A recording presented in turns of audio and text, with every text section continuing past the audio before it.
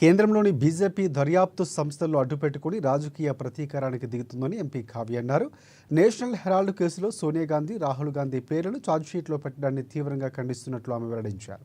National Herald పత్రిక అంశంలో కాంగ్రెస్ అగ్రనాయకురాలు సోనియా గాంధీని, లోక్సభ ప్రధాన ప్రతిపక్ష నేత రాహుల్ గాంధీపై బీజేపీ ప్రభుత్వం కక్షపూరితంగా ఛార్జ్షీట్లో పేర్లు నమోదు చేశారన్నారు. దాన్ని నిరసిస్తూ ధర్నా నిర్వహించి మోదీ దిష్టిబొమ్మను దగ్ధం చేయడం జరిగిందని ఆమె తెలిపారు. చౌరస్తాలో నేను మరియు మన వరంగల్ వెస్ట్ ఎమ్మెల్యే నాయన్ రాజేందర్ రెడ్డి గారి ఆధ్వర్యంలో కాంగ్రెస్ కార్యకర్తలు అందరితోటి కలిసి ధర్నా చేయడం జరిగింది.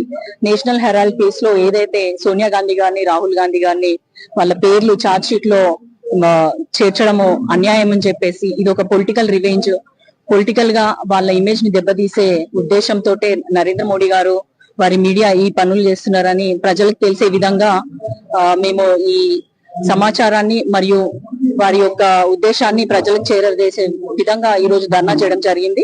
మా దగ్గరే కాకుండా రాష్ట్ర వ్యాప్తంగా, దేశ వ్యాప్తంగా కూడా కాంగ్రెస్ కార్యకర్తలందరూ కూడా నిరసన వ్యక్తం చేయడం జరిగింది. కాంగ్రెస్ పార్టీని ఏదైతే కిందికి నెట్టివేయాలని చూస్తున్నారో దాన్ని ఎట్టి పరిస్థితులలో మేము జరగని